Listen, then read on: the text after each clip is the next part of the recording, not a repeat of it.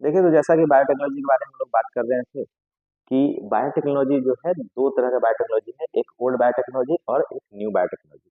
Old biotechnology में हम लोग नेचुरल एफिशिएंसी किसी भी ऑर्गेनिज्म का उपयोग करते हैं, जबकि ओल्ड बायोटेक्नोलॉजी जो है 2 मेन प्रिंसिपल्स पे फोकस्ड है ना? या बेस्ड होता है। सबसे पहला है हमारे पास जेनेटिक इंजीनियरिंग और दूसरा है कल्चर टेक्नोलॉजी। यानी कि जेनेटिक इंजीनियरिंग में हम रिकॉम्बिनेंट डीएनए बनाते हैं और उस रिकॉम्बिनेंट डीएनए को किसी होस्ट के अंदर या किसी भी ऑर्गेनिज्म के अंदर क्या करेंगे? ट्रांसफर कर देंगे। यानी कि जेनेटिक इंजीनियरिंग में रिकॉम्बिनेंट डीएनए बनाएंगे और जीन ट्रांसफर टेक्नोलॉजी हमको देखना होगा। जबकि बताइए, दूसरा प्रिंसिपल जो है हमारे पास कल्चर टेक्नोलॉजी है, मतलब लार्ज स्केल पे उस जो मॉडिफाइड जीन है उसको हम किस तरीके से कल्चर करके और हम अपना डिजायर्ड प्रोडक्ट ऑब्टेन करेंगे, उसके लिए हमारे पास कल्चर टेक्नोलॉजी आना चाहिए। ठीक है, तो पहला जो हमारे पास दो, ये ध्यान रखना है, पहला बात मेन की जो ओल्ड बायोटेक्नोलॉजी है सिर्फ और सिर्फ नेचुरल एफिशिएंसी को यूज कर रहा था, है ना? जो नेचुरली वो कोई भी ऑर्गेनिज्म जो है किस तरह का प्रोडक्ट बना रहा था उस पर वो डिपेंड करता था। ठीक है, इसलिए अपन बोलते थे उसको कि ओल्ड बायोटेक्नोलॉजी, क्योंकि वो बायोलॉजी का ही यूज है, मतलब लिविंग ऑर्गेनिज्म का ही यूज कर रहे थे हम लोग, है ना? ह्यूमन वेलफेयर के लिए, मतलब इंसानों के अच्छे के लिए, भलाई के लिए। ठीक है ना? लेकिन अभी जो न्यू बायोटेक्नोलॉजी है, इसका इसमें जो है प्रोडक्शन टेक्नोलॉजी पे यानी कि जेनेटिक इंजीनियरिंग पे हम लोग फोकस करते हैं। दो मेन प्रिंसिपल होता है, जैसा कि हम देख चुके हैं, है ना? जेनेटिक इंजीनियरिंग जो है वो या तो रिकॉम्बिनेंट डीएनए टेक्नोलॉजी हमको देखना होगा, है ना? और वो रिकॉम्बिनेंट जब हम बना लेंगे तो उसके बाद हमको उसको ट्रांसफर करना पड़ेगा, और जिसमें ट्रांसफर करेंगे जिस होस्ट सेल में, है ना, उसको फिर हमको कल्चर करके और हमको अपना जो डिजायर्ड प्रोडक्ट है उसको ऑब्टेन करेंगे। ठीक है, तो इतना बात अपन देख चुके थे, है ना, प्रीवियस जो क्लास था उसमें। अब चलते हैं नेक्स्ट पे, है ना? ये भी अपन देखे थे, समझने की कोशिश किए थे, तो थोड़ा सा इसमें डायग्राम्स ऐड कर दिया गया है ना? पिछले लेक्चर के में ये सब डायग्राम नहीं था जो कि खुद बना रहे थे, है ना? तो इसमें डायग्राम ऐड कर दिया गया ताकि बेटर अंडरस्टैंडिंग हो सके। तो कोई भी ऑर्गेनिज्म है, जैसे कि मान लीजिए कोई एक सेल ले रखे हैं, इंसानों में एग्जाम्पल एक देते हैं कि इंसानों में मान लीजिए साइटोकाइन जो एंजाइम बनता है, वो साइटोकाइन एंजाइम के लिए वो साइटोकाइन सेल है यहाँ पे, जो साइटोकाइन प्रोड्यूस करेगा, है ना, उस तरीके का एंजाइम बनाने वाला यहाँ पे सेल ले रखे हैं। ठीक है, उसमें मान लीजिए कि यहाँ क्रोमोजोम, ये देखिए अच्छे से देखिएगा तो पता चलेगा, ये देखिए सेल के अंदर जो क्रोमोजोम दिखा रखे हैं, सेल के न्यूक्लियस के अंदर, यहाँ पे इसको अपन क्या किए हैं, जूम आउट किए हैं, और इसके अंदर क्रोमोजोम है जो कि एक्चुअली में क्रोमेटिन फाइबर के फॉर्म में होता है, वो तो जानते ही हैं, लेकिन रिप्रेजेंट करने का बस एक तरीका है कि क्रोमोजोम जो बना हुआ होता है वो डीएनए से बना हुआ होता है। ठीक है, और ये डीएनए का कुछ खास स्पेसिफिक टाइप का जो सीक्वेंस होता है, जो कोई जेनेटिक इंफॉर्मेशन रखता है, वो वाला यहाँ पे हिस्सा है जिसको अपन क्या बोलते हैं, जीन बोलते हैं। तो मान लीजिए कि कोई एक साइटोकाइन बनाने का ये पर्टिकुलर जो हमारे पास जीन है, वो मेरा डिजायर्ड जीन, हम चाहते हैं कि ह्यूमन साइटोकाइन बनाए। ठीक है, तो वो जीन अपन यहाँ पे कट कर लिए और वो जीन कट करके यहाँ निकाल लिया गया है। ठीक है, अब ये जीन हमारे डिजायर है, हम चाहते हैं कि इससे जो प्रोडक्ट बन रहा था वो प्रोडक्ट हम कहीं और बना लें। ठीक है, या किसी और लिविंग ऑर्गेनिज्म में इसको हम कल्चर करके ऑब्टेन करें। तो अपन क्या किए, यहाँ से अपना डिजायर्ड जीन को कट कर लिए, डिजायर्ड जीन को यहाँ से कट कर लिया गया। उसी तरीके से एक और दूसरा कोई सेल लिया गया है, ठीक है, जिसका वेक्टर अपन यूज करेंगे। वेक्टर क्या होता है, वेक्टर होता है ट्रांसफर करने वाला डीएनए। ठीक है, मतलब कि जो एक जगह से चीजों को दूसरी जगह ले जाएगा, मतलब कि जो आपका डिजायर्ड जीन होगा उस डिजायर्ड जीन को कहाँ ले जाएगा, किसी और होस्ट सेल में, जो आपका टारगेटेड होस्ट सेल है वहां तक पहुंचा देगा उसको। ठीक है, और वहां जब पहुंच जाएगा फिर आप उस तरीके का प्रोडक्शन उसको कल्चर टेक्नोलॉजी की मदद से कर सकते हैं।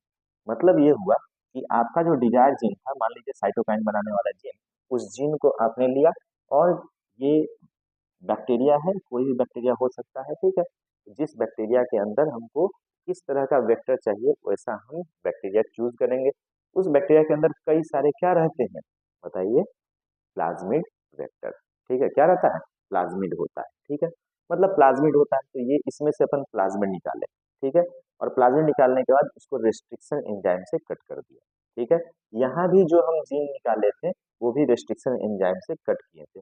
ये ध्यान रखने की बात है कि दोनों के दोनों जो है वेक्टर डीएनए और ये डिजायर्ड जीन, ठीक है, ये दोनों को हमको किससे कट करना है, सेम रेस्ट्रिक्शन एंडोन्यूक्लियस से। सेम रेस्ट्रिक्शन एंडोन्यूक्लियस से कट करने का क्या फायदा होता है, वो सब अभी जस्ट अगले स्लाइड में हम लोग देखेंगे। ठीक है, अगर सेम रेस्ट्रिक्शन एंडोन्यूक्लियस से हम कट करते हैं तो सेम तरह के प्लेंडोमिक सीक्वेंस पे कट लगता है, जिससे जो बनने वाले जो हमारे पास इंड्स होंगे, स्टिकी इंड्स जो बनेंगे, वो स्टिकी इंड्स एक दूसरे के कॉम्प्लीमेंट्री होंगे। ठीक है, एज फॉर एग्जाम्पल मान लीजिए कि अपन इसको काट दिए हैं इको R1 से, तो इसको भी किससे कट कर रखे हैं, इको R1 से, तो दोनों पे प्लेंडोमिक सीक्वेंस जो है वो क्या होगा, सेम रहेगा। ठीक है ना, GAA-TTC पे कट करता है ना, इको R1, आगे देखेंगे हम लोग, तो ये भी GAA-TTC पे वाले बेस सीक्वेंस पे कट लगेगा इसमें, और दोनों पे जब सेम सीक्वेंस पे कट लगेगा तो दोनों के जो एंड्स बनेंगे वो कैसे होंगे, स्टिकी एंड्स होंगे और एक दूसरे के कॉम्प्लीमेंट्री होंगे, मतलब एक दूसरे से जाकर के जुड़ सकता है। ठीक है, अब अपना डिजायर्ड जीन जो है इसके साथ जोड़ दिया जाएगा, और यहाँ जो बनने वाला डीएनए होगा, है ना, इसको बोलेंगे रिकॉम्बिनेंट डीएनए। क्या कहा जाएगा, रिकॉम्बिनेंट डीएनए। यही रिकॉम्बिनेंट डीएनए है, इसको अपन ट्रांसफर करेंगे। मान लीजिए कि यहाँ पे इसके पास प्लाज्मिड, मान लीजिए इस माइक्रो ऑर्गेनिज्म से अपन प्लाज्मिड निकाले थे और इसमें अपन अपना डिजायर्ड जीन जोड़ दिए और फिर इसी में वापस ट्रांसफर कर दिए। किस तरह से ट्रांसफर होगा वो सब तो प्रोसेस हमको सीखना पड़ेगा, ये तो बस एक बेसिक प्रोसीजर दिखा रहे हैं कि हम लोग करते क्या है ना, अभी बस फ्रेमवर्क डिजाइन कर रहे हैं कि चैप्टर में करना क्या है। ठीक है, तो हमारा जो डिजायर्ड जीन होगा उसको किसी वेक्टर डीएनए से जोड़ देंगे, है ना, और यहाँ पे हमारे पास रिकॉम्बिनेंट डीएनए तैयार होगा, और इस रिकॉम्बिनेंट डीएनए को हम लोग फिर से उसी में या किसी दूसरे टारगेटेड होस्ट सेल में ट्रांसफर कर देंगे। ठीक है, तो मान लीजिए कि यहाँ पे इसमें हमने ट्रांसफर कर दिया, तो आप देख सकते हैं ये वाला जो डीएनए का हिस्सा है, ये डीएनए है किसका, प्लाज्मिड डीएनए, और ये वाला जो हिस्सा है ये हिस्सा है हमारा डिजायर्ड जीन। तो बताइए इसके पास जो ये जो डीएनए बना है इसके पास हमारा डिजायर्ड जीन है, और अगर इसको यहाँ इसके अंदर अगर हम ट्रांसफर कर दें तो देखिए यहाँ पे ये हमारा जो मॉडिफाइड डीएनए वाला जो है, मॉडिफाइड जो प्लाज्मिड है जिसको अपन क्या बोल रहे हैं, रिकॉम्बिनेंट डीएनए, आरडीएनए, ये सब आरडीएनए हमारे पास इसके अंदर चला गया है ना, कैसे भेजा जाता है वो सब सिखाया जाएगा। ठीक है ना, जैसे बैक्टीरिया में अगर सेंड भेज रहे हैं हम लोग तो यहाँ पे इलेक्ट्रोपोरेशन हम लोग यूज करेंगे। ठीक है, क्या होता है वो सब सीखेंगे आगे। ठीक, तो हम इसको ट्रांसफर कर देंगे रिकॉम्बिनेंट डीएनए को, है ना, किस में, सुटेबल होस्ट के अंदर। ठीक है, जब सुटेबल होस्ट के अंदर सेंड कर दिए, मान लीजिए कि यही हमारा सुटेबल होस्ट है, तो इसके अंदर अपन क्या कर दिए, इसको भेज दिए। ठीक है, जब भेज दिए तो ये अब सेल क्या कहलाएगा, जेनेटिकली मॉडिफाइड सेल। क्या कहलाएगा, जेनेटिकली मॉडिफाइड सेल। ठीक है, तो ये जेनेटिकली मॉडिफाइड सेल है। अब इस ये जेनेटिकली मॉडिफाइड सेल को या तो हम छोड़ देंगे कि भाई इसका पहले नंबर बढ़ जाए, अगर मान लो कि ये करेगा अपना क्या, डिवीजन, तो डिवीजन करेगा तो अपना रेप्लिकेशन करेगा, है ना, डीएनए का क्या करेगा, रेप्लिकेशन, तो नंबर ऑफ कॉपीज बनाएगा, है कि नहीं, 1 से 2, 2 से 4, 4 से 8, 8 से 16, 16 से 32, 32 64, ऐसे लगातार ही क्या होता रहेगा, एक्सपोनेंशियल ग्रोथ इसका होता रहेगा।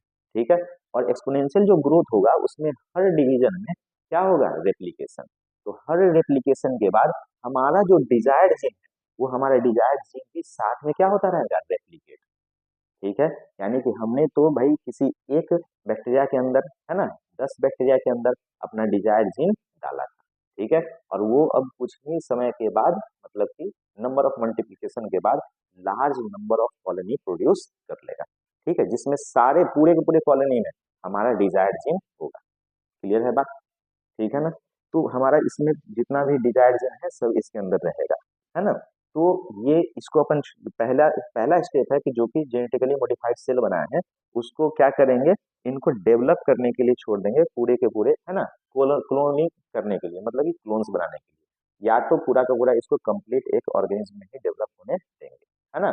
दोनों तरह का केस हो सकता है, अभी यूनिसेलुलर ऑर्गेनिज्म ले रखे हैं इसलिए यहाँ यहाँ पे ये बात तुमको ज्यादा सुटेबल नहीं लगेगा, लेकिन चलो आगे चलेंगे तो फिर देख लेंगे, है ना, कि जो डीएनए ट्रांसफर कर रखे हैं, ठीक है, इसको डेवलप करेंगे इंटायर ऑर्गेनिज्म में क्लोनिंग टेक्नोलॉजी की मदद से। ठीक है, तो इसमें क्लोनिंग टेक्नोलॉजी होगा, समझ गया ना बात। चलिए, तो दूसरा बात है कि उसके बाद जो है हम इसको क्या करेंगे, कल्चर मीडियम पे भेज देंगे। ठीक है, अब कल्चर मीडियम कोई, अब कल्चर मीडियम जो हम मेंटेन कर रहे हैं वो कल्चर टेक्नोलॉजी है एक तरह का।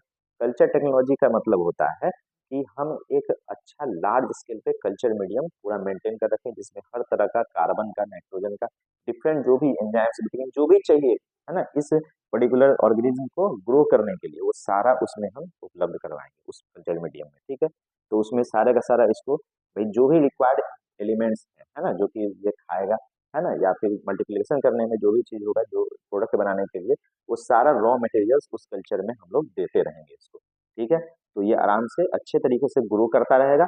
और हम जो भी जीन डाले हैं इसके अंदर, अभी हम जीन किसका डाले थे मान लीजिए, हम बोले थे साइटोकाइन, मतलब कि साइटोकाइन का जीन डाले हैं। ठीक है, तो साइटोकाइन का यहाँ पे हमारे पास प्रोटीन बना बना करके वो वहाँ पे एक्यूमुलेट करता रहेगा उस मीडियम के अंदर। ठीक है, समझे। फिर हम कुछ प्रोसेस करेंगे, जैसे डाउन स्ट्रीमिंग प्रोसेस वगैरह होता है, आगे हम लोग सीखेंगे।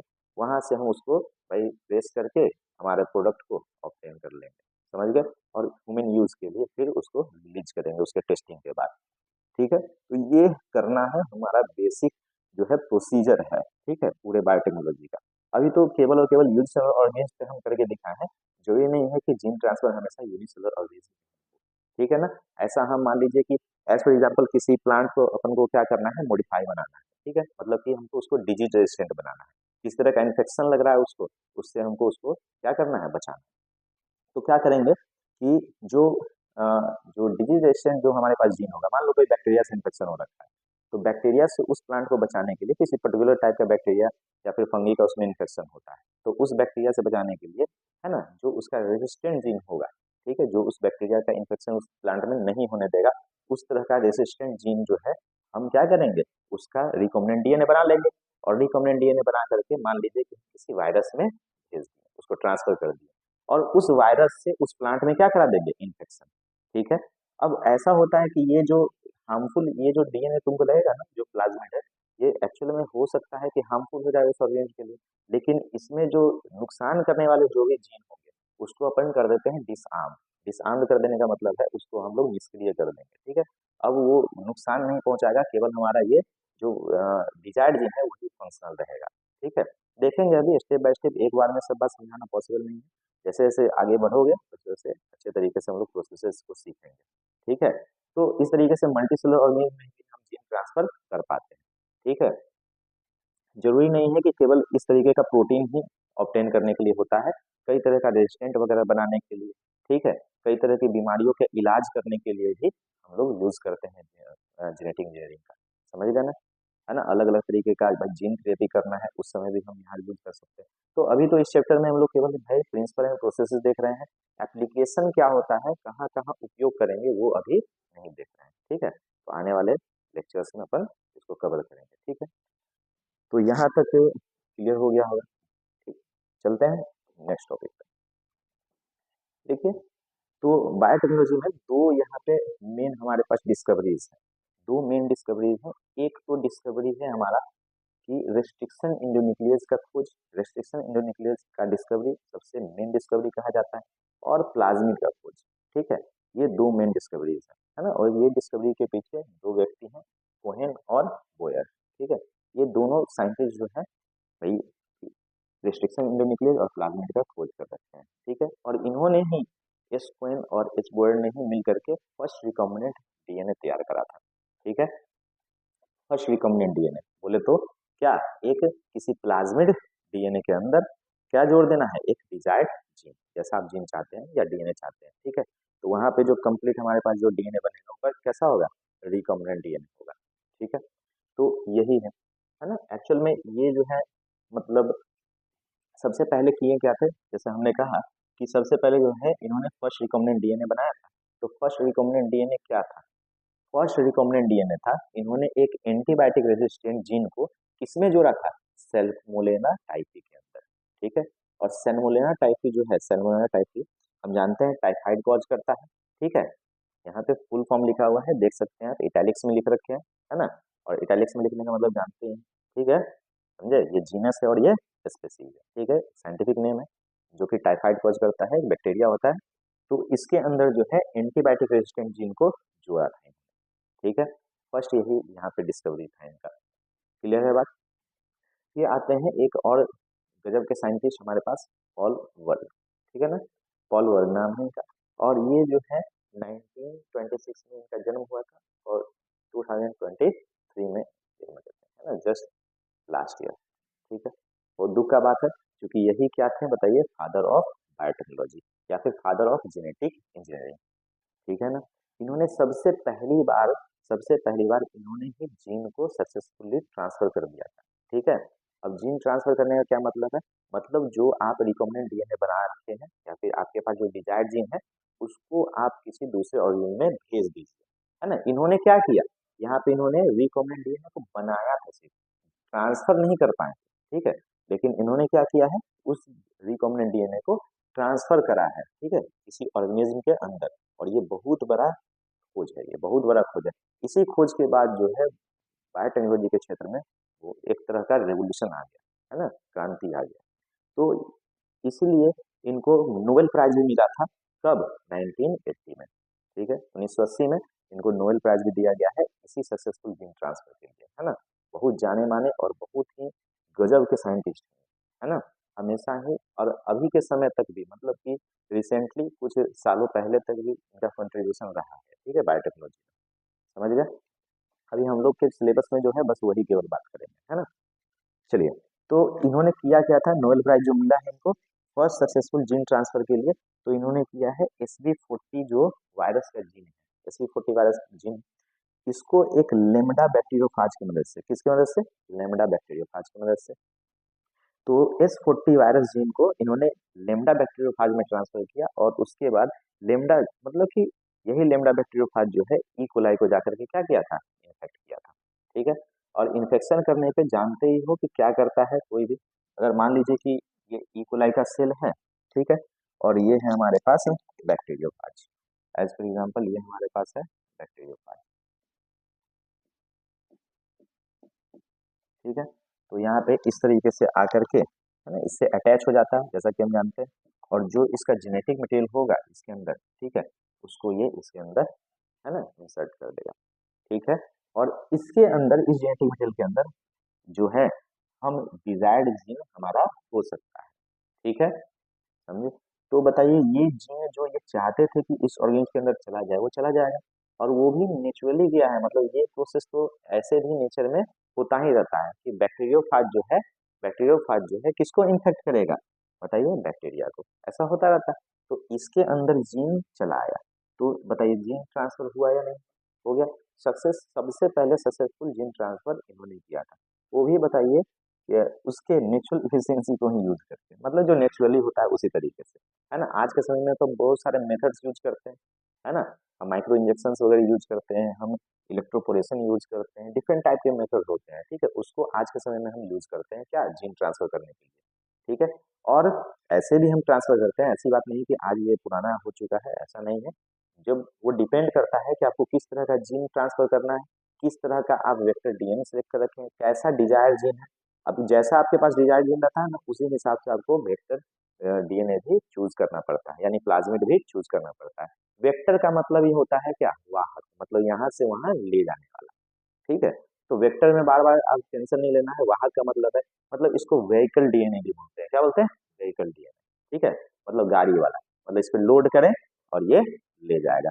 जैसे कि अभी पीछे हम देख ही रहे थे, बताइए, ये हमारा सामान है, ये है गाड़ी, है ना भाई, इस पे लोड किए और ये फिर ले जाएगा अगले में, समझ गए ना, ये ट्रांसफर करेगा, ठीक है, समझ गए। तो इसलिए हम लोग इसको हम लोग क्या बोलते हैं,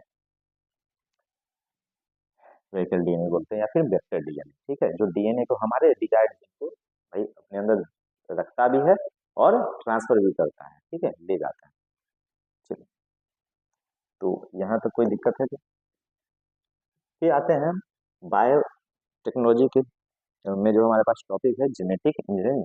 और अभी हम जितना भी चीज कर रहे थे, रिकॉम्बिनेंट डीएनए बनाना, ठीक है, और जीन ट्रांसफर करना, ये किसके अंतर्गत आता है, बोलो, जेनेटिक इंजीनियरिंग के अंदर, है ना। तो जेनेटिक इंजीनियरिंग के ये दो यहाँ पे हमारे पास पॉइंट्स हमको डील करने हैं। एक तो इस जेनेटिक इंजीनियरिंग को करने के लिए हमको कौन कौन से टूल्स चाहिए, है ना, और दूसरा कि इस जेनेटिक इंजीनियरिंग में कौन कौन से प्रोसीजर होंगे, है ना, कि कौन कौन से इक्विपमेंट चाहिए, क्या क्या चाहिए हमारे पास होना चाहिए, है ना, वो सब हमको पता करना होगा सबसे पहले, ठीक है।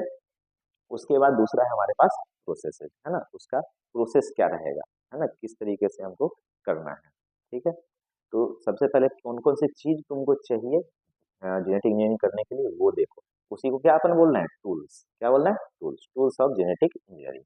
तो सबसे पहले अपन डील करेंगे किसके साथ, टूल्स के साथ, ठीक है। तो देखिए हमारे पास चार तरह के टूल्स हैं। कितने तरह के? चार तरह के टूल हैं। ठीक। तो सबसे पहला टूल अभी हम लोग डील करने जा रहे हैं, और पहला टूल हमारे पास कौन सा है? एंजाइम। ठीक है। तो देखिए यहाँ पे एंजाइम जो है, एंजाइम यहाँ पे मेनली चार तरह के अपन एंजाइम ले रखे हैं। ठीक है। एक लाइजिंग एंजाइम, दूसरा क्लीविंग एंजाइम, तीसरा ज्वाइनिंग एंजाइम, और चौथा है हमारे पास सिंथेसाइजिंग एंजाइम। ठीक है। ये सब क्या है एक एक करके अभी हम लोग देखेंगे। ठीक है। ऐसे बताएं तो लाइजिंग का मतलब ही होता है लाइसिस करने वाला, है ना, ब्रेक डाउन करने वाला। तो जो भी एंजाइम होंगे लाइजिंग एंजाइम, वो ब्रेक डाउन करेगा। अलग अलग तरह के लाइजिंग एंजाइम होंगे, अलग अलग तरह के स्ट्रक्चर को ब्रेक डाउन करने के लिए, क्योंकि हमको डिजायर्ड जीन अगर चाहिए, ठीक है, तो हमको क्या करना पड़ता है? पहले डीएनए एक्सट्रैक्ट करना पड़ता है, डीएनए निकालना पड़ता है सेल के अंदर से। तो सेल के अंदर से डीएनए निकालने के लिए हमको अलग अलग तरीके के एंजाइम को यूज करना पड़ेगा। ठीक है, समझे ना? तो लाइजिंग एंजाइम हम लोग यूज करेंगे। ठीक है, ये सेल का क्या करेगा? लाइसिस कर देगा, मतलब सेल को तोड़ देगा। ठीक है। फिर वहां से सेल को तोड़ने के बाद हम वहां से डीएनए को एक्सट्रैक्ट कर लेंगे। किस तरह से एक्सट्रैक्ट किया जाता है देखें। ठीक है। और एक्सट्रैक्शन करने के बाद डीएनए का एक्सट्रैक्शन करने के बाद जो डीएनए निकाल लेंगे, उसमें अपन हम डिफरेंट टाइप के क्लीविंग एंजाइम डालेंगे। जिस साइड पे हमको कट करना पड़ेगा, उस तरह का क्लीविंग एंजाइम, कट करने वाला एंजाइम हमको डालना पड़ेगा। क्लीविंग एंजाइम का मतलब होता है कट करने वाला एंजाइम। पे है न्यूक्लियस एंजाइम। कौन सा? न्यूक्लियस। और ये न्यूक्लियस दो तरह के हैं, इंडोन्यूक्लियस है और एक्सोन्यूक्लियस है ना। एक्सोन्यूक्लियस तो डीएनए को किनारे से कट करता है ना, एंड के पास से। और इंडोन्यूक्लियस जो है क्या करता है? कहीं पे स्पेसिफिक साइट पे कट करता है। ठीक है। अब जिस तरह का आप इंडोन्यूक्लियस ले रखे होंगे, उस स्पेसिफिक साइट पे वो कट करेगा। ठीक है। तो यहाँ पे हमारे पास लाइजिंग एंजाइम में सबसे पहले हम लाइसिस करेंगे, सेल का ब्रेकडाउन करेंगे, तोड़ेंगे, उससे डीएनए को एक्सट्रैक्ट करेंगे। उस डीएनए को क्लीविंग एंजाइम से क्या करेंगे? कट करेंगे। ठीक है। और क्लीविंग एंजाइम के बाद, कट करने के बाद, हमारा जो डिजायर्ड जीन होगा, जानते हो क्लीविंग एंजाइम जो हम ले रखे हैं, वो उससे हम वेक्टर डीएनए को भी कट करेंगे, यानी कि हम उसको वेक्टर जीन को भी कट करेंगे, और हमारे डिजायर्ड जीन को भी सेम रेस्ट्रिक्शन इंडोन्यूक्लियस से कट करेंगे। तो दोनों में सेम तरह का हमारे पास कॉम्प्लीमेंट्री सीक्वेंस या फिर स्टिकी एंड डेवलप होगा, है ना। तो फिर दोनों आपस में भाई ज्वाइनिंग एंजाइम हम यहाँ पे डालेंगे, जो कि ज्वाइनिंग एंजाइम कौन से होते हैं? जो डीएनए को जोड़ते हैं। और जोड़ने वाला एक ही होता है ना, मेनली मेनली एक ही होता है। कौन सा? DNA ligase. बताओ, सिखाए हुए हैं ना? कौन सा? चिपकाले से है लाइगेज से। तो वही लाइगेज यहाँ पे ज्वाइनिंग एंजाइम है। ठीक है ना, जो कि जोड़ेगा। ठीक है। और ज्वाइनिंग एंजाइम जो है डीएनए लाइगेज होता है ना, नहीं तो फिर T4 लाइगेज भी हो सकता है। ठीक है। और फिर बताइए यहाँ पे एक सिंथेसाइजिंग एंजाइम हमारे पास, जो कि सिंथेसिस करेगा फिर डीएनए का, है ना, कॉपी बनाएगा। ठीक है। और सिंथेसाइजिंग एंजाइम की हम लोग जानते हैं कि डीएनए से डीएनए बनाने के लिए कौन सा एंजाइम की जरूरत पड़ती है? बताओ। डीएनए डिपेंडेंट डीएनए पॉलीमरेज की, है ना। तो डीएनए पॉलीमरेज होगा, या तो डीएनए से डीएनए बनाना है तो डीएनए पॉलीमरेज यूज करेंगे, नहीं तो आरएनए से डीएनए बनाना है तो वहां पे यूज करेंगे हम लोग क्या चीज? बताइए, बोलो। Reverse transcriptase. ठीक है ना, उल्टा काम हो रहा है कि नहीं? आरएनए से बना रहे हैं डीएनए, तो यूज करेंगे रिवर्स ट्रांसक्रिप्टेज। सही बात है क्या? सही बात है, सोच के बताइए। ठीक। तो सबसे पहले हम स्टार्ट करने जा रहे हैं लाइजिंग एंजाइम। ठीक है। कौन यूज कर रहे हैं? लाइजिंग एंजाइम। अब लाइजिंग एंजाइम का काम क्या होता है? अभी हमने बताया कि सेल का लाइसिस करना है ना। हमारे पास जो सेल है, और जिस सेल से हम डिजायर्ड डीएनए निकालना चाहते हैं, डिजायर्ड जीन निकालना चाहते हैं, जीन का मतलब डीएनए का ही तो सेगमेंट जीन होता है ना, जो कि किसी पॉलीपेप्टाइड चेन के लिए कोड रखता है अपने ऊपर, है कि नहीं? तो वो छोटे से जो हमारे जीन का जो सेगमेंट निकालना है, बोले तो डीएनए का जो छोटा सा जो सेगमेंट निकालना है, उसके लिए हमको डीएनए पहले सेल से निकालना पड़ेगा। इसके लिए हमको सेल का क्या करना होगा? लाइसिस, मतलब सेल को ब्रेक डाउन करवाना पड़ेगा। और सेल को ब्रेक डाउन हम लोग कराते हैं लाइजिंग एंजाइम से। डिफरेंट डिफरेंट टाइप के सेल के लिए डिफरेंट डिफरेंट टाइप का क्या होगा? लाइजिंग एंजाइम होगा। अरे होगा कि नहीं? मान लीजिए कि किसी सेल का सेल वॉल किसका बना हुआ है? सेलुलोज का, तो उसके लिए हम यूज करेंगे सेलुलेज एंजाइम। अरे बोलो। ठीक है। जैसे प्लांट में सेल किसका बना हुआ होता है? मान लो कि तुम्हारे प्लांट सेल से तुमको डीएनए या फिर उसका जीन निकालना है ना। ठीक है, क्लियर है? मान लो प्लांट सेल से तुमको डीएनए निकालना है, डीएनए से जीन को कट करना है। ठीक है। तो सबसे पहले तो तुम क्या करोगे कि प्लांट सेल से डीएनए को एक्सट्रैक्ट करोगे। और प्लांट सेल से डीएनए को एक्सट्रैक्ट करने के लिए जनरली प्लांट सेल के जो ऊपर के हमारे पास जो सेल वॉल है उसको तोड़ना पड़ेगा, तुमको लाइसिस कराना होगा। ठीक है, तो उसके लिए क्या करना होगा, क्या करना होगा, हमारे पास सेलुलोज को डाइजेस्ट करने के लिए सेलुलोज, पेक्टिन, प्रोटीन्स इसी का बना हुआ रहता है ना। तो बताइए वहां हम यूज करेंगे सेलुलेज एंजाइम और पेक्टिनेज एंजाइम। ठीक है, प्लांट सेल के लिए। क्लियर है।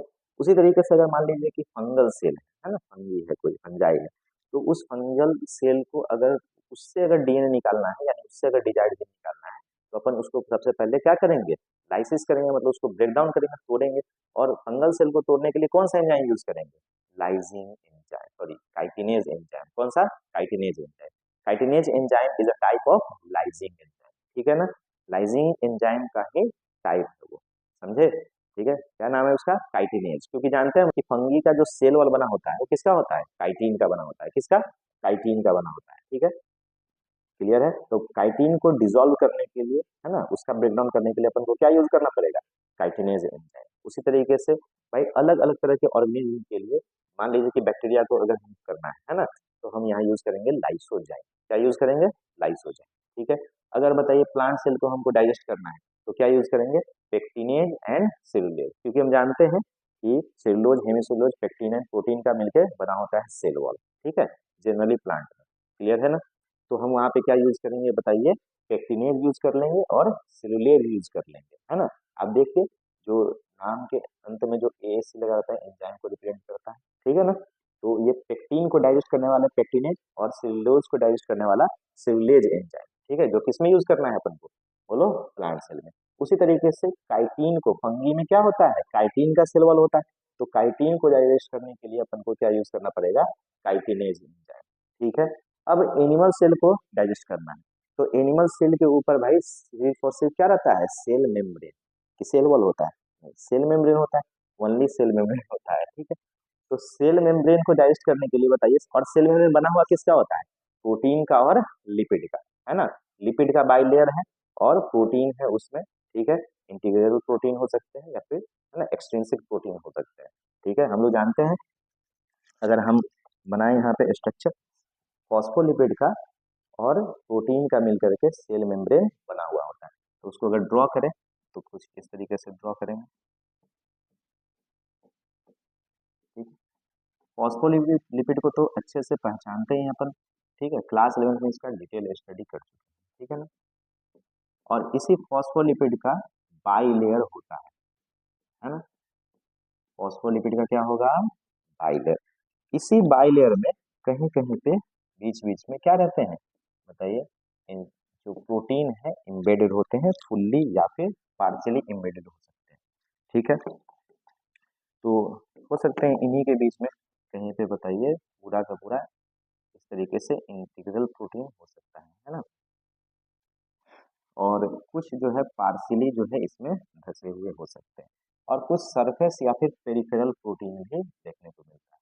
ठीक है, एक सेल मेम्ब्रेन का अगर स्ट्रक्चर देख ले तो, और इसी से बताइए यहाँ पे हमारे पास ग्लाइको प्रोटीन और ग्लाइकोलिपिड्स देखने को मिलता है। तो ये हमारा सेल मेम्ब्रेन का स्ट्रक्चर होता है, जैसा कि हम लोग क्लास 11th में पढ़ाई कर चुके हैं।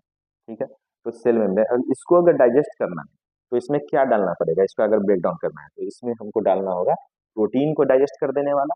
ठीक है, और लिपिड को डाइजेस्ट कर देने वाला क्या, एंजाइम। तो यहाँ हम यूज करेंगे लाइपेजेज फॉस्फोलिपिड के लिए और प्रोटीएज इसके प्रोटीन के लिए।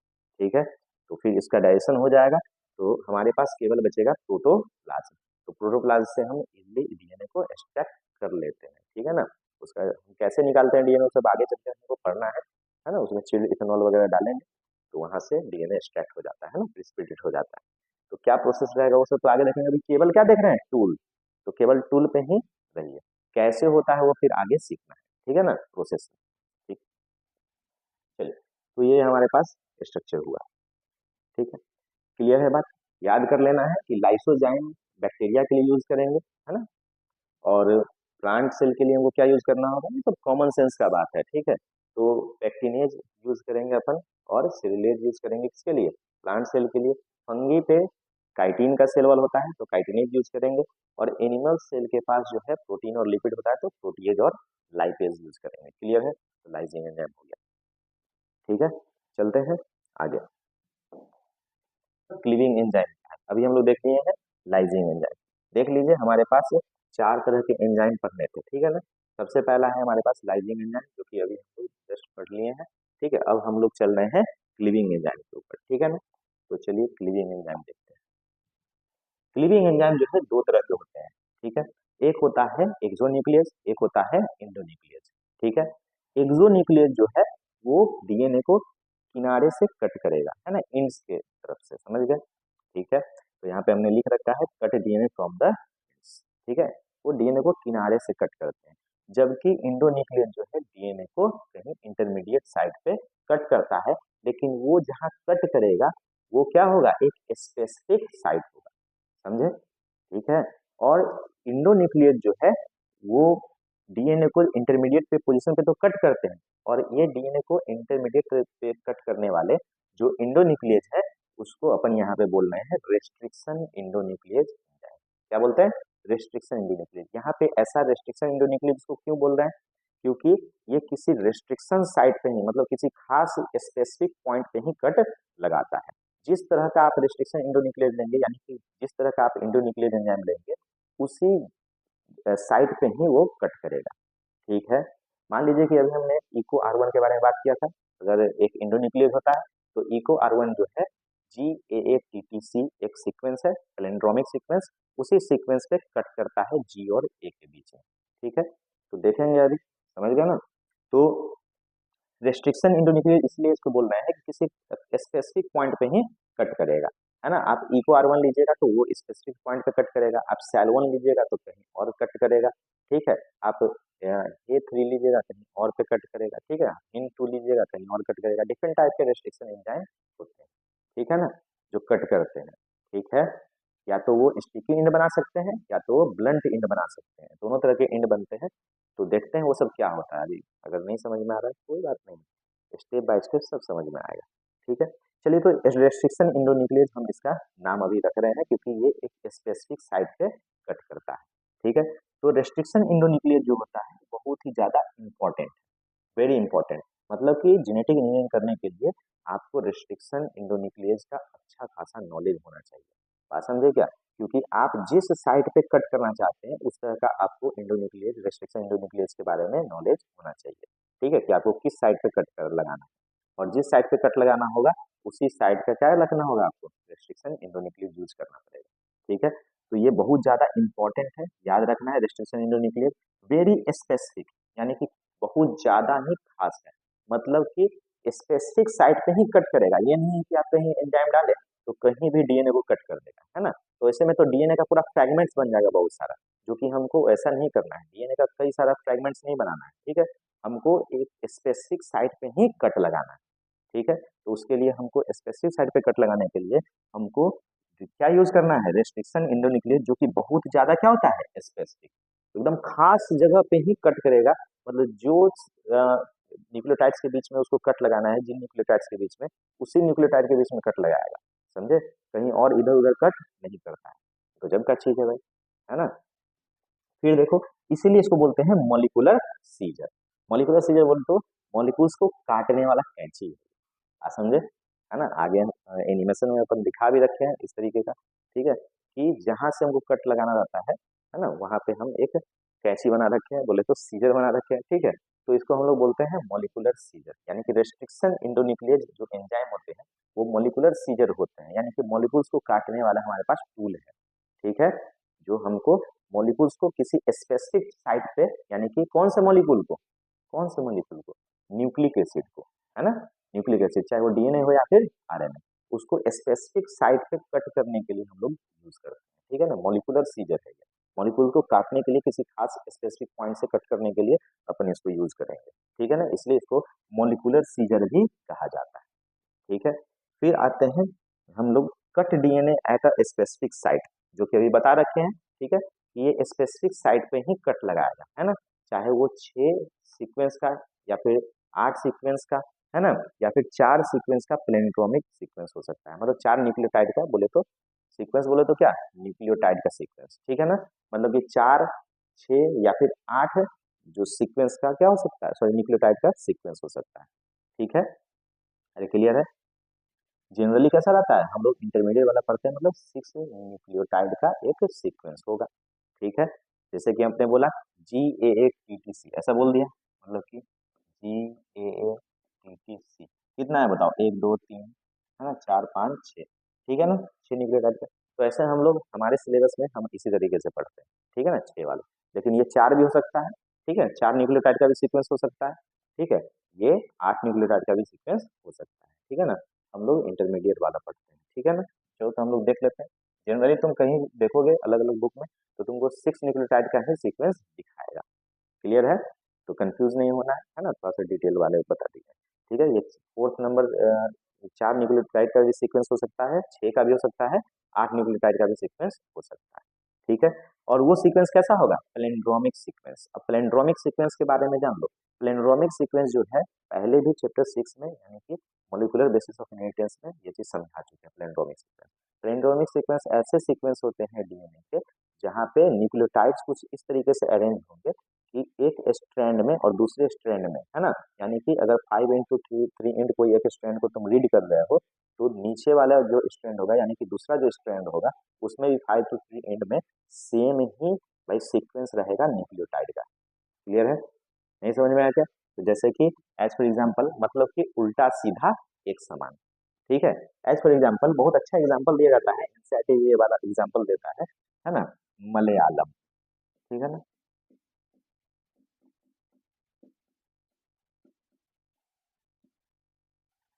बताओ मलयालम। अब मलयालम क्या है, उल्टा पढ़ो सीधा पढ़ो, दोनों तरफ एक ही जैसा होगा। अरे होगा कि नहीं, देखो, मलयालम मलयालम, सही है। तो ये उल्टा सीधा एक समान है, इसको बोलते हैं पैलिंड्रोम। क्या बोलते हैं, पैलिंड्रोम, ठीक है। अच्छा बताओ, एक और चीज लिखते हैं, बताओ, लिखे नितिन, पढ़ तो,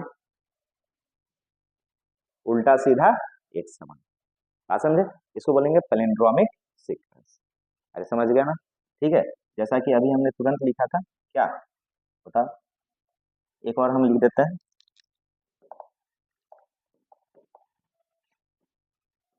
GAA मान लो TTC, ऐसा लिख दिया। और ये है सीक्वेंस, मान लीजिए कि 5 एंड से 3 ये है, ठीक है। तो इधर से जब रीड करोगे, बताओ, फिर इधर इधर लिखोगे 5 एंड, ऐसा ही है। और 5 एंड से 3 जब रीड करोगे, तो बताओ फिर से बताओ साइटोसिन को कौन पेयर बनाया करेगा, गुआनिन, बोलो, थाइमिन को एडेनिन, थाइमिन को एडेनिन, एडेनिन को थाइमिन, एडेनिन को थाइमिन, गुआनिन को साइटोसिन, ठीक है। तो बताओ ये होगा इसका, देख ले, GAA-TTC, 5 से 3 पढ़ रहे हैं, अभी भी 5 से 3 पढ़, GAA-TTC, है ना, इसको बोलेंगे पैलिंड्रोमिक सीक्वेंस। क्लियर है, बहुत इजी है। चलिए, तो भाई डीएनए को किसी खास तरह के पैलिंड्रोमिक सीक्वेंस पे ही कट करता है ना। मान लीजिए कि हम इसमें मिला दिए हैं, इसमें हम डाल दिए क्या, बताओ, अपन डाल दिए इको R1, एक एंजाइम है, ठीक है। तो इको R1 यहाँ पे अपन डालें, ठीक है। तो इको R1 ने यहाँ कट कर देगा, है ना, जी और ए के बीच में कट लगाता है, ठीक है। ये सब स्पेसिफिक साइड पे ही कट लगाता है, तो जी और ए पे यहाँ कट लगा देगा। तो बताओ यहाँ इस सीक्वेंस में भी तो कहाँ पे कट लगाएगा, जी और ए के बीच ही कट करेगा, समझे ना। चलिए, तो यहाँ से बताओ डीएनए ये अलग हो जाएगा, तो यहाँ से डीएनए ये वाला पार्ट अलग हो जाएगा, समझे। तो यहाँ से डीएनए का जो पार्ट अलग होगा, तुम खुद बताना, ऊपर वाले में जी बच गया है, ठीक है, ऊपर वाले में क्या बच गया है, बताइए, जी, ठीक है। 5 एंड वाले में, ये 5 एंड वाला है, ठीक है, और 3 एंड वाले में बच गया है, और तुम्हारे पास तो ई टी ए ए ऐसा बचा है, ठीक है। तो ये जो एंड बचा हुआ है तुम्हारा, ये जो एंड बचा हुआ है, इसको बोलते हैं स्टिकी एंड। ये क्या है भाई, स्टिकी एंड। ये वाला एंड कैसा हो जाएगा, स्टिकी हो जाएगा। अब क्यों स्टिकी है बताते हैं, बताओ, ये वाला जो है ये, अब इधर से निकालो उसको भी, जहां से कट हुआ था, तो ये उधर वाला जो पार्ट बच जाएगा हमारे पास, कौन सा बचेगा बताओ, AATTC बच जाएगा, और नीचे केवल क्या बचेगा, अरे बोल, सही बात है, यहाँ पे हो जाएगा 3 एंड, क्लियर है, और यहाँ हो जाएगा 5 एंड, है ना, ऐसा। तो ये वाला एंड भी कैसा बना है बताओ, स्टिकी। ये भी कैसा बना है, स्टिकी एंड। ठीक है, तो बताओ अगर एक रेस्ट्रिक्शन इंडोन्यूक्लियस से ये वाला डीएनए कट कर दिया, और सेम रेस्ट्रिक्शन इंडोन्यूक्लियस से किसी डिजायर्ड डीएनए को भी कट कर दिया, और एक वेक्टर डीएनए को भी कट कर दिया, तो दोनों में ऐसे एंड बनेंगे। हो सकता है कि वो जो डिजायर्ड जीन है वो आकर के इससे चिपक जाए, इस स्टिकी एंड से। ठीक है, क्या होता है देखते हैं आगे, है ना। अभी प्रोसेस नहीं देख रहे हैं, अभी केवल टूल देख रहे हैं, है ना, बस हल्का हल्का बात को समझो। ठीक है, ज्यादा समझने की जरूरत नहीं है, फिर आराम से धीरे धीरे जैसे जैसे आगे बढ़ेंगे खुद अंडरस्टैंडिंग डेवलप होता चला जाएगा कि हो क्या रहा है। ठीक है ना, चलो कुछ जनरल इंफॉर्मेशन है जो कि देख लेते हैं। देखिए, पहला जो डिस्कवर्ड हमारे पास रेस्ट्रिक्शन न्यूक्लियस है वो है हिंद टू। याद रखिएगा कौन है, हिंद। ठीक है, ये क्वेश्चन आ रखा है और बार बार पूछा भी जा रहा है, तो याद रखिएगा नीट में पूछा हुआ क्वेश्चन। ठीक है ना, सबसे पहली बार जो रेस्ट्रिक्शन न्यूक्लियस ढूंढा गया था वो किसके सबसे पहला जो रेस्ट्रिक्शन न्यूक्लियस ढूंढा गया है, सबसे पहला रेस्ट्रिक्शन न्यूक्लियस जो ढूंढा गया है वो कौन सा है, हिंद टू। ठीक है, किसने ढूंढा है, स्मिथ ने। मेनली नाम किसका आता है, स्मिथ का ही नाम आता है। अगर एक ऑप्शन रहे जिसमें कई सारे साइंटिस्ट का नाम रहे और केवल स्मिथ ही लिखा रहेगा तब भी तुमको स्मिथ ही टिक करना है। ठीक है, बाद बाकी ये तीनों मिल करके ही किए थे, तो स्मिथ, केली और विल्कॉक्स, है ना, 1970 में इसे ढूंढे। क्लियर है, तो ये क्वेश्चन इंपॉर्टेंट है, सबसे पहली बार ढूंढा जाने वाला, याद कर लेना है। ठीक है, सबसे पहली बार ढूंढा जाने वाला जो हमारा रेस्ट्रिक्शन इंडोन्यूक्लियस का कौन था, इन टू, है ना, किसने ढूंढा था, स्मिथ ने। इतना याद तो होना ही चाहिए। क्लियर है, चलो फिर आता है बाद में जो है क्या खोजा खोजा गया है, इको आर1। ठीक है, और इको आर1 को ढूंढा गया है, नाथन ने ढूंढा है। किसने, नाथन ने, अर्बर ने और स्मिथ ने, इन तीनों ने। ठीक है, मेनली इसमें किसका नाम लेना है, नाथन का। ठीक है, ऐसा कोई डिफाइन नहीं होता है, लेकिन ज्यादातर मोस्ट ऑफ द क्वेश्चंस में, है ना, जहाँ पे ऑप्शन डिफरेंट डिफरेंट थे वहां पे इसी तरह का आंसर आ रहा है। ठीक है, उसी के अकॉर्डिंगली बता रहे हैं। ठीक है ना, तो चलिए जब डिफरेंट टाइप का क्वेश्चन देखोगे तो खुद अंडरस्टैंडिंग डेवलप हो जाएगा, है ना। तो बताइए लेटर ऑन आगे चल करके इको आर1 नाम का जो रेस्ट्रिक्शन न्यूक्लियस एक और एंजाइम ढूंढा गया है, जिसको ढूंढा है नाथन, अर्बर एंड स्मिथ ने, यही स्मिथ है। ठीक है, फिर 1978 में स्मिथ को, अर्बर और नाथन को, इनको दिया गया है क्या, नोबेल प्राइज। ठीक है ना, ज्वाइंटली तीनों को एक साथ ही क्या दिया गया है, नोबेल प्राइज, अलग अलग नहीं दिया गया था इस पर्टिकुलर, है ना, खोज के लिए तीनों को एक साथ क्या दिया गया है, नोबेल प्राइज दिया गया। तो यहाँ लिखा हुआ है कि 1978 Smith, Arber and Nathan were jointly awarded the Nobel prize in the physiology, किसमें, physiology and medicine for the ground breaking discoveries related to the restriction enzymes. ठीक है ना, समझे क्या, तो हल्का मचा देने वाला भाई डिस्कवरी है किसका, रेस्ट्रिक्शन एंजाइम का। ठीक है, चलिए देखिए फिर आगे लिखा हुआ है कि all the restriction endonucleases are obtain from the bacteria only. Very important, ठीक है ना, वेरी इंपॉर्टेंट। ठीक, याद रखना है, कभी भी जो भी रेस्ट्रिक्शन इंडोन्यूक्लियस जो एंजाइम देख रहे हो, वो रेस्ट्रिक्शन इंडोन्यूक्लियस एंजाइम बनता नहीं है ना बनाया जाता है, बात समझे, हम लोग नहीं बनाते हैं। ठीक है, मतलब कि आर्टिफिशियली नहीं बनता है ना, वो कहाँ पाया जाता है, इसी बैक्टीरिया के अंदर। सर बैक्टीरिया के अंदर क्यों पाया जा रहा है, है ना, सर बैक्टीरिया के अंदर जब खुद का ही रहता है इंडोन्यूक्लियस इस तरह का, मतलब कि रेस्ट्रिक्शन इंडोन्यूक्लियस, तो खुद के डीएनए को ही कट कर देना चाहिए। मन में ऐसा सवाल आता है, ठीक है, धीरे धीरे पढ़ोगे तो फिर ऐसा मन में सवाल उठेगा, तो उसका आंसर सुनो, है ना। और सही बात है, बच्चा के मन में ऐसा सवाल उठना चाहिए। अगर ऐसा सवाल उठ रहा है तो भाई अच्छी बात है, नहीं उठ रहा है सवाल तो फिर दिक्कत की बात है। ठीक है ना। आप बोले सर कि बैक्टीरिया के अंदर ही जितने भी रेस्ट्रिक्शन न्यूक्लियस है वो कहाँ से ऑब्टेन किए जा रहे हैं, बैक्टीरिया से। ठीक है, और बैक्टीरिया के अंदर में है सर, तो बैक्टीरिया का खुद का डीएनए क्यों नहीं कट जाता है कि नहीं, उसका भी तो कट जाना चाहिए, फ्रेगमेंट्स बन जाना चाहिए डीएनए का। तो इसलिए होता है ऐसा क्योंकि बैक्टीरिया का डीएनए जो है मिथाइलेटेड होता है। ठीक है ना, मिथाइल ग्रुप से पूरा मिथाइलेटेड रहता है उसका डीएनए। ठीक है, और ये अपने अंदर सर ऐसा एंजाइम क्यों रखा हुआ है, तो इसके अंदर ऐसा एंजाइम इसलिए है, सेल्फ डिफेंस मैकेनिज्म है इसका। क्या है, सेल्फ डिफेंस मैकेनिज्म। ये एंजाइम ऐसा इसलिए बना रहा है, ठीक है, या एवोल्यूशन के दौरान ऐसे जीन इसमें इसलिए पाए जा रहे हैं क्योंकि ये जब कोई वायरल इन्फेक्शन इसके अंदर हो, ठीक है। तो वो वायरस अपना जो जेनेटिक मटेरियल इसके अंदर डाले बैक्टीरिया के अंदर, मान लो कोई बैक्टीरियोफाज है, बैक्टीरियोफाज किसी बैक्टीरिया को इन्फेक्ट किया, तो इन्फेक्ट करने में क्या करेगा, उसका प्रोटीन अंदर थोड़ी आ जाता है, उसका केवल जेनेटिक मटेरियल अंदर आता है। तो उसका जेनेटिक मटेरियल जैसे ही अंदर आया इसके सेल के अंदर, बैक्टीरिया के सेल के अंदर, तो बैक्टीरिया क्या रखा हुआ है, रेस्ट्रिक्शन एंडोन्यूक्लियस, तो वो कट कर देगा उस जेनेटिक मटेरियल को टुकड़ों में। ठीक है, तो वायरल इन्फेक्शन से ये बच जाता है। ठीक है, नहीं तो वायरस करता क्या, जैसे ही अपना भाई जेनेटिक मटेरियल डाला और इसके पास अपना सेल्फ डिफेंस मैकेनिज्म नहीं होता, तो वायरस जो है उसके साइटोप्लाज्म को यूज करके अपना रेप्लिका बनाने लगता है। ठीक है, और बाद में उस सेल को ब्रश करके निकल जाता है, मतलब उसका लाइफ तबाह कर देता है भाई, जीवन बर्बाद है कि नहीं, खत्म। तो उसी से बचने के लिए सेल्फ डिफेंस मैकेनिज्म है इसके पास, है ना, ये इस तरह का restriction endonuclease enzyme, different different जो बैक्टीरिया होते हैं वो different different bacteria different different type के क्या बनाते हैं, रेस्ट्रिक्शन एंडोन्यूक्लियस। ठीक है, ताकि वायरल इन्फेक्शन अगर हो जाए उनके अंदर तो वायरल डीएनए को क्या कर दें, कट कर दें और बच जाए। ठीक है, अरे क्लियर है।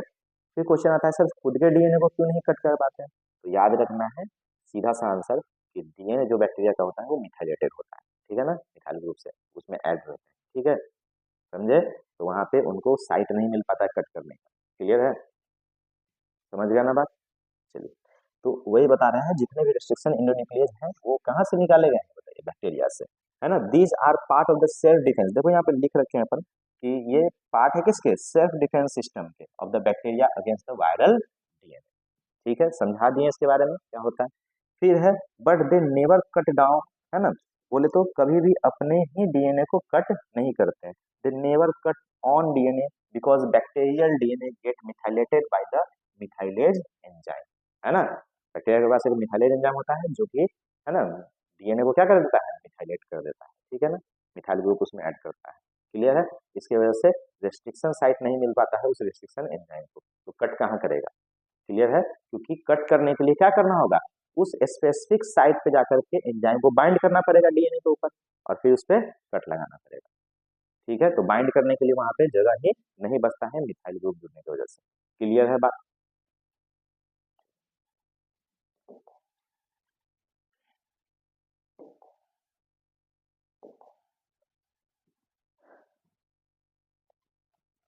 फिर अगला टॉपिक हमारे पास मोड ऑफ कटिंग, किस किस तरीके से कट लगाया जा सकता है डीएनए के ऊपर, है ना।